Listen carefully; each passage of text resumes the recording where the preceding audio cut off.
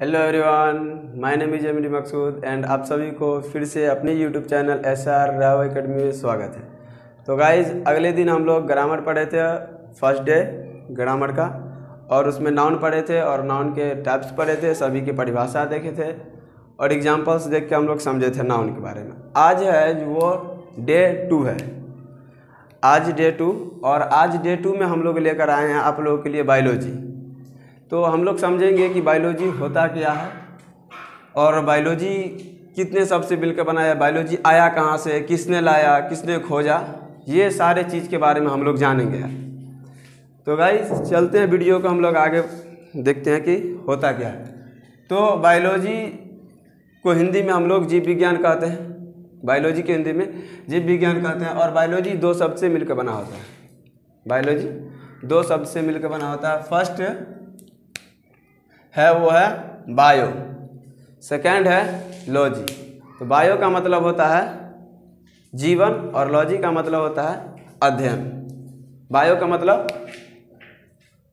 मतलब हो गया आपका जीवन, लॉजी का मतलब अध्ययन। ये दोनों बायोलॉजी, बायो और लॉजी शब्द मिलकर, 2 शब्द मिलकर बायोलॉजी बना हुआ रहता है। अब बात है कि बायोलॉजी को अगर हम लोग देखेंगे डेफिनेशन, तो बायोलॉजी क्या होता है। अगर हम लोग डिफिनेशन देखेंगे बायोलॉजी, व्हाट इज बायोलॉजी, तो हम लोग इस प्रकार से देखो, बायोलॉजी को, जीव विज्ञान को हम ऐसे भी कर सकते हैं, जिस चीज़ में जान है वो भी बायोलॉजी है। दुनिया में जितने भी चीज़ें सजीव जिसमें जान है, जो एक जगह से दूसरे जगह जा सकता है, तो हम उसे बायोलॉजी कहते हैं। लेकिन अगर दूसरा परिभाषा हम लोग देखेंगे तो इस प्रकार से भी देख सकते हैं कि study of life is called biology. Study of life is called biology. Biology जीवन का अध्ययन बायोलॉजी कहलाता है, जीवन का अध्ययन बायोलॉजी कहलाता है। तो हम लोग परिभाषा कई तरह से निकाल सकते हैं, जिसमें जीव जंतु का अध्ययन किया जाता है बायोलॉजी कहलाता है, जिसमें जान होता है बायोलॉजी कहलाता है। Study of life is called biology, मतलब कि जीवन का अध्ययन बायोलॉजी कहलाता है। हम लोग किसी भी तरीक़ा से बायोलॉजी का परिभाषा निकाल सकते हैं, डेफिनेशन ऑफ बायोलॉजी। दूसरी चीज़ कि हम लोग बायोलॉजी को कितने भागों में बांटते हैं, तो बायोलॉजी को 2 भागों में बांटा गया, एक जूलॉजी, एक बॉटनी। 2 भागों में बायोलॉजी को बांटा गया। तो पहले बायोलॉजी को जूलॉजी ही माना जाता था, एंड बाद में धीरे धीरे खोज हुआ और उसके बाद पता चला कि खोज होने के बाद बॉटनी का पता चला, पेड़ पौधों का। तो एक महत्वपूर्ण वैज्ञानिक ने बताया कि पेड़ पौधों में भी जान होता है। उसके बाद बायोलॉजी के 2 शाखा में बांट दिया गया, एक जूलॉजी और एक बॉटनी। तो चलते हैं हम लोग जंतु विज्ञान के बारे में पढ़ते हैं कि जंतु विज्ञान क्या होता है। तो जंतु विज्ञान जो है वो जंतु विज्ञान को इंग्लिश में जूलॉजी कहते हैं, हिंदी में जंतु विज्ञान कहा जाता है। सेकंड इज बॉटनी, बॉटनी को हिंदी में वनस्पति विज्ञान कहते हैं।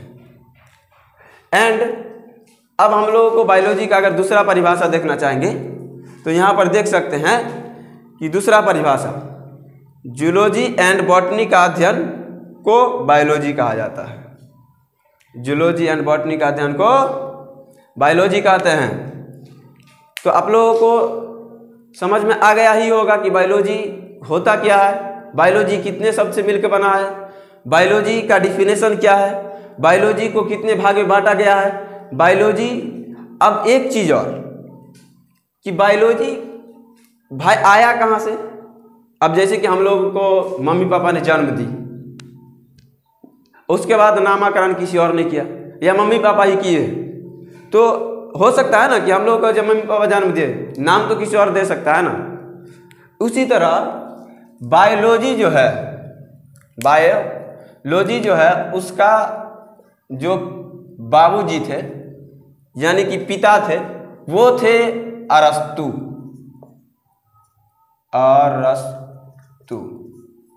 बायोलॉजी के पिता कौन थे? अरस्तु। तो यहाँ पर लिख भी देते, अगर नहीं समझ में आए तो आप लोग देख सकते हैं कि यहाँ पर लिख देंगे हम लोग कि बायोलॉजी के पिता कौन थे? अरस्तु। Father of biology.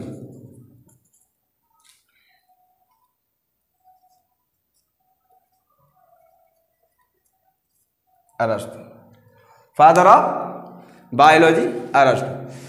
अब हम लोग कहेंगे कि स्टार्ट हम लोग दोनों तरफ से कर सकते हैं। बायोलॉजी जान गए, दो शाखा में बांटा होता है, जूलॉजी एंड बॉटनी। तो जूलॉजी से हम या बॉटनी से दोनों तरफ से स्टार्ट कर सकते हैं। तो हम चलते हैं जूलॉजी की तरफ। जूलॉजी से हम लोग पढ़ेंगे जूलॉजी क्या होता है। तो जूलॉजी जूलॉजी को क्या कहता है, डेफिनेशन देखेंगे जूलॉजी का। तो जूलॉजी बायोलॉजी की वह शाखा जिसमें जीव जंतु का अध्ययन किया जाता है, जिसमें जीव जंतु का अध्ययन किया जाता है उसे जूलॉजी कहते हैं।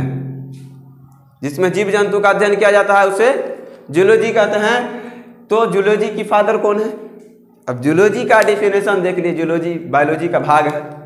तो हम आप लोगों को थोड़ी देर पहले बताए थे कि बायोलॉजी को पहले जूलॉजी में ही रखा जाता था, बॉटनी तो था नहीं। तो इसीलिए बायोलॉजी को जूलॉजी में ही रखा जाता है। इसलिए फादर ऑफ जूलॉजी भी अरिस्टोटल साहब होंगे। उनका भी खोजकर्ता जो है, जो पापा होंगे, पिताजी होंगे, वो अरिस्टोटल, यानी अरिस्टोटल इंग्लिश में कहते हैं, हिंदी में अरस्तु कहते हैं, है ना। अब आ गया कि हम लोग समझ गए कि जिसमें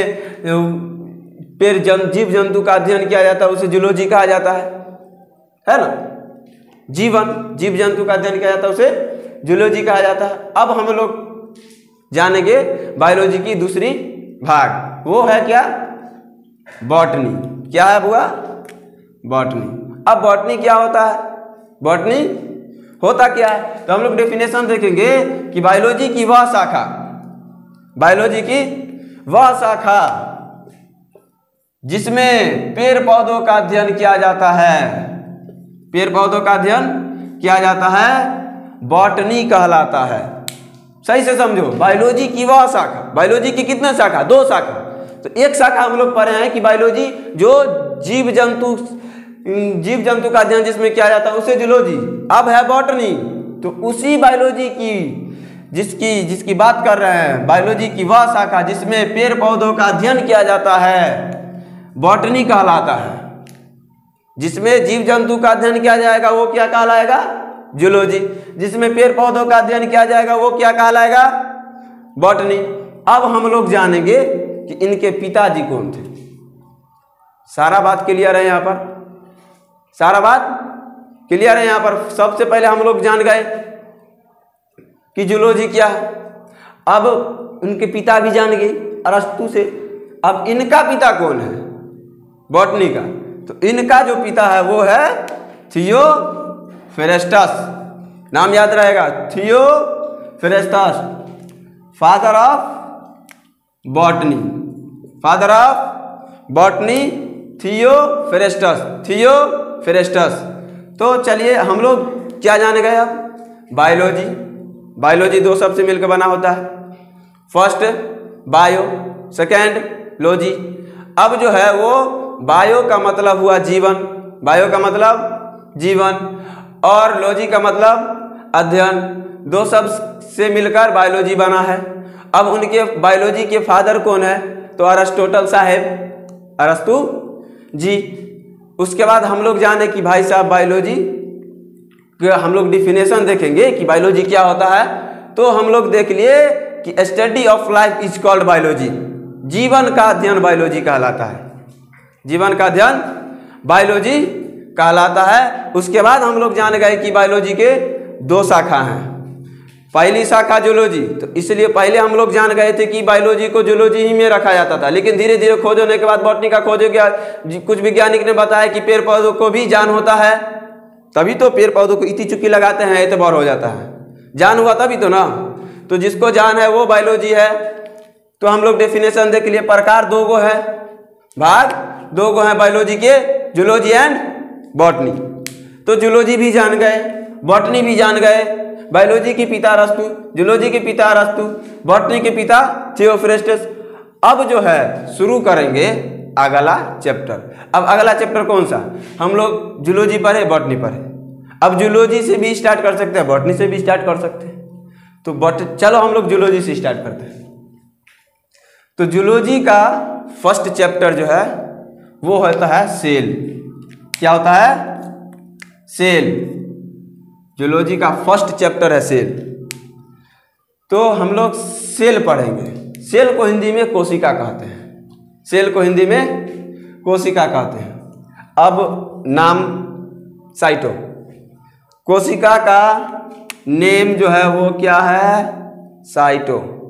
अब कहोगे सर जी इधर कोशिका है, उधर लिख दिए ऐसे, इधर सेल है, इधर कोशिका है, इधर साइटो है, कैसे होगा? देखो, कोशिका का बायोलॉजिकल नाम साइटो, इंग्लिश में सेल कहते हैं, हिंदी में कोशिका कहते हैं।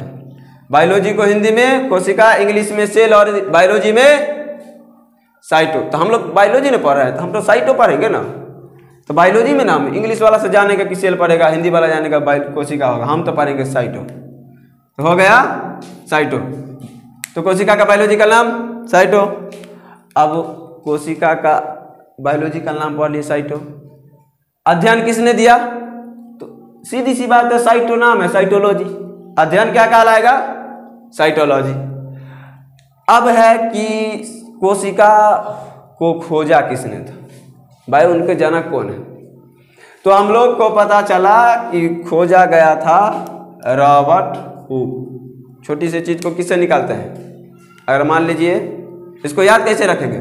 सिंपल तरीका, कोई चीज को अगर बिल में कुछ घुस गया, अंगुली से निकाल लेंगे, उसको नहीं निकलेगा।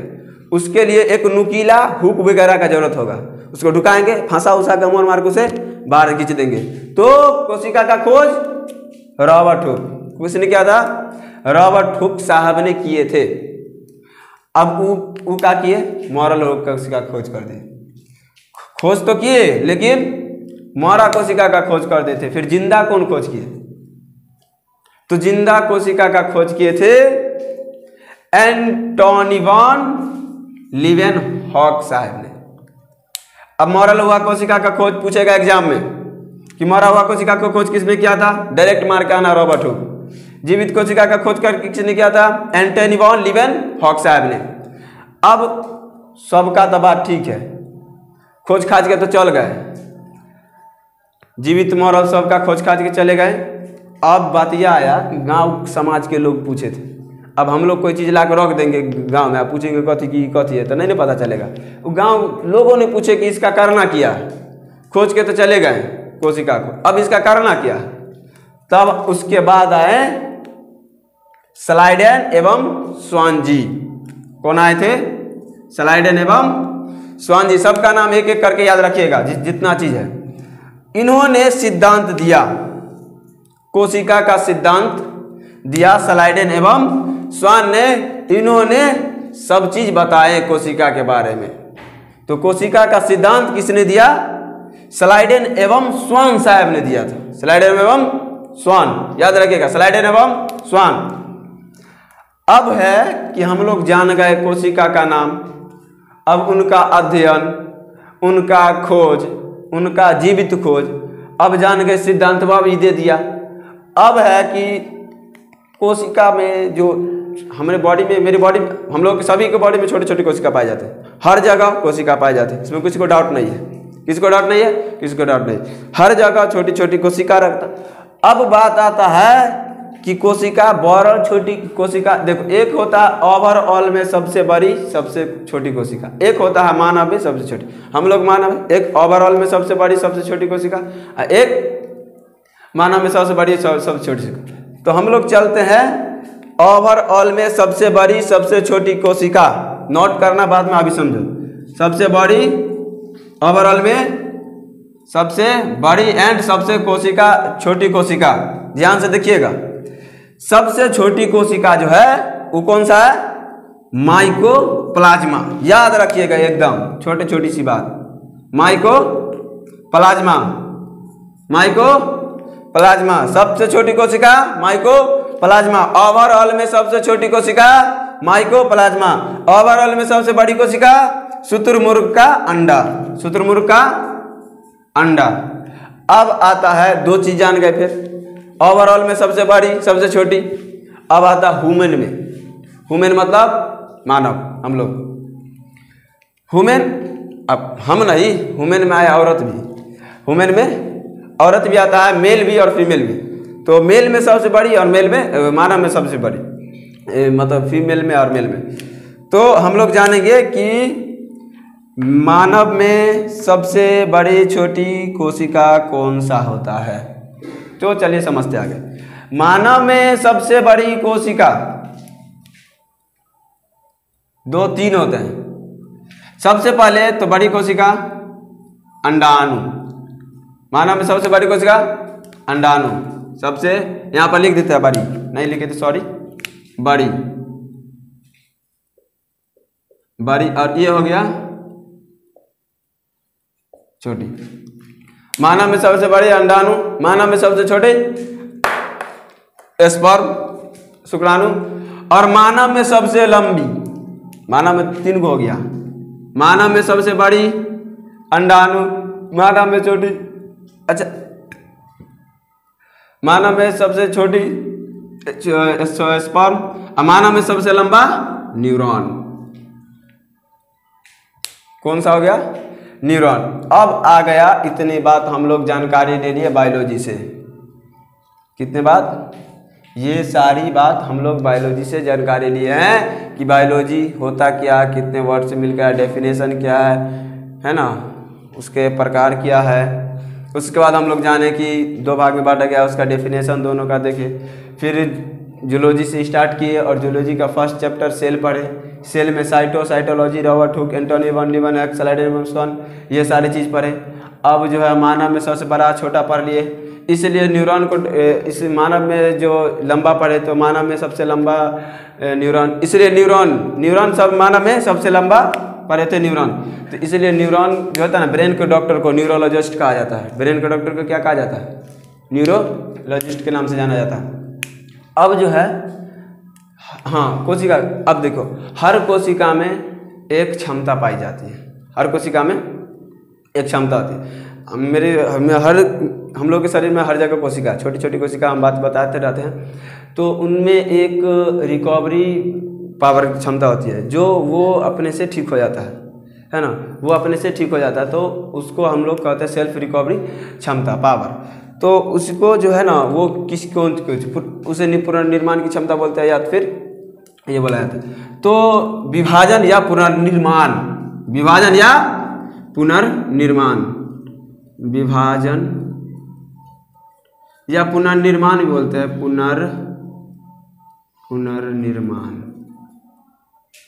निर्माण है ना। अब जैसे भी हिंदी वगैरह लिखा गया, ये जो होती है ये 2 चीज में होती है। अगर हम बोले पुनर्निर्माण की क्षमता किसमें ज़्यादा होता है, किसमें कम होता है, तो कहीं भी पुनर्निर्माण की क्षमता अगर कहीं सबसे ज़्यादा होती है तो वो लीवर में होती है। कहाँ होती है? लीवर में। और कहीं नहीं होती है तो वो ब्रेन में। ठीक है, अगर कहीं सबसे ज़्यादा होती है तो लीवर में, सबसे कम ब्रेन में, सबसे कम ब्रेन में विभाजन नहीं होती है, उसका भी कारण है। और सबसे ज़्यादा कहीं होती है तो लीवर में। अगर कहीं पर चोट वगैरह, ब्रेन में अगर चोट वगैरह लगता है तो हम लोग जल्दी बीमार हो जाते हैं, वो ठीक भी नहीं होता। लेकिन लीवर उवर में अगर मारना है तो मार ले, कोई दिक्कत नहीं। लीवर में अगर चकुआर भोंका जाएगा तो ठीक से हो जाता है, उसकी क्षमता रहता है। इसे लड़ाई पीट में मारना है तो देहातार में नहीं मारे, पेटिया उटिया भोंकवा लीजिए। तो ये होता है विभाजन पुनर्निर्माण की क्षमता, किस में ज़्यादा किस में कम, ये बात जानकारी भी हो गई हम लोगों को। अब जो है आगे पढ़ना है कि कोशिका जो है उसके अंग कहाँ पाए जाते हैं। सब हम लोग जानकारी लिए गाइस अभी तक में कि बायोलॉजी क्या होता है। फिर से हम रिपीट कर देते हैं, एक बार क्वेश्चन पूछेंगे, आप लोग धक जवाब दीजिए। बायोलॉजी कितने शब्द से मिलकर बना होता है? 2 शब्द से। कौन कौन? बायो और लॉजी, बायो और लॉजी। अब पूछेंगे कि बायोलॉजी के पिता कौन थे? अरस्तु। जूलॉजी, उसके बाद बायोलॉजी कितने भाग में बांटा रहता है? 2 भाग में। कौन कौन? Zoology and botany. जूलॉजी के पिता कौन है? तो अरस्तु। उसके बाद फिर हम पूछते, इसी में पूछ देंगे कि जो बॉटनी के पिता कौन है? तो थियोफ्रास्टस। इसी में हम लोग ले लेंगे आप लोगों से जानकारी कि बायोलॉजी क्या होता है, जंतु क्या होता है। तो आप लोग बोल दो कि जूलॉजी की एंड बॉटनी की, हाँ सॉरी, जूलॉजी क्या होता है? तो वैसी शाखा जिसमें जीव जंतु का अध्ययन किया जाता है, जूलॉजी कहलाता है। फादर ऑफ जूलॉजी अरस्तु। बॉटनी वैसी शाखा जिसमें पेड़ पौधों का अध्ययन किया जाता है। उसके बाद पिता इनके बॉटनी के पिता थियोफ्रास्टस। उसके बाद हम पूछेंगे इसी में आगे जूलॉजी से कि जो कोशिका का बायोलॉजिकल नेम क्या होता है? तो बोलोगे साइटो। अध्ययन किसने? साइटोलॉजी। खोज करना जनक, मरा हुआ कोशिका को खोज किसने किया था? तो धड़ाक से मार देना है, रॉबर्ट। उसका जीवित कोशिका की खोज किसने किया था? धड़ाक से मार देना, एंटोनी वॉन लीवेनहॉक। उसके बाद सिद्धांत किसने दिया था? स्लाइडेन एवं स्वान ने। फिर ओवरऑल में सबसे बड़ी कोशिका, सबसे छोटी कोशिका, तो ओवरऑल में सबसे छोटी कोशिका माइकोप्लाज्मा, सबसे बड़ी कोशिका शुतुरमुर्ग कांडा, चेते चुकी होता है शुतुरमुर्ग कांडा, है ना। नारियल पानी पीते हैं ना, उसके बराबर होता है वो। मानव में सबसे बड़ी अंडाणु, मानव में सबसे छोटी स्पर्म, मानव में सबसे लंबा न्यूरॉन। इसलिए न्यूरॉन के डॉक्टर को न्यूरोलॉजिस्ट कहा जाता है। किसमें विभाजन तेजी से होती है? लीवर में। किसमें विभाजन नहीं होती है? ब्रेन में। ये सभी चीज जान गए। अब कहेंगे सर जी विभाजन, तो विभाजन होता क्या है? तो विभाजन जो है, अब जैसे विभाजन इसको कहते हैं, छौर को लीजिए, उसको मोड़िए और उसके बाद फिर से उसको छोड़िए, फिर से सीधा हो जाता है। उसी प्रकार कोई रबर को लीजिए, न मारिए, उसको छोड़िए, तो वो फिर से सीधा हो जाता है। इसी को कहते हैं विभाजन, यानी पुनर्निर्माण, सेल्फ रिकवरी की क्षमता। तो आप लोग को समझ में आ ही गया होगा कि बायोलॉजी क्या है, सभी चीज़ बताए हैं। सेल्फ रिकवरी की क्षमता जो होती है वो भी समझ में आ गया। विभाजन, सेल्फ रिकवरी की क्षमता, हम लोगों को भी इसी तरह कोशिका में काम होता है। जिस तरह छोर को मोड़िए, छोड़िए, या रबर को न मारिए और छोड़िए, वो ठीक से ठीक हो जाता है, फिर से उसी लाइन पर आ जाता है। उसी प्रकार मेरी भी बॉडी में, हम लोगों की भी, सभी के बॉडी में इसी तरह का था। तो गाइज आज के लिए इतना ही। आप लोग इतना समझ में आ ही गया होगा ऑल टू बायोलॉजी के प्रकार, बायोलॉजी क्या होता है, सब चीज़। तो आज के लिए इतना ही है गाइज। आप लोगों को ऐसे ही मुझे सपोर्ट करते रहिएगा। और एक बार फिर से प्रतिदिन यही बात है कि आप लोग वीडियो को शुरू से अंत तक देखिएगा, ये लास्ट बात है। और उसके बाद अपनी चैनल को सब्सक्राइब कर लीजिएगा एंड लाइक शेयर कर दीजिएगा। बस इतना ही है। और बेल आइकन दबा दीजिएगा ताकि कोई भी वीडियो मैं अपलोड करूं तो आप लोगों के पास सबसे पहले चले जाए। तो गाइज आज के लिए इतना ही। Thank you, bye.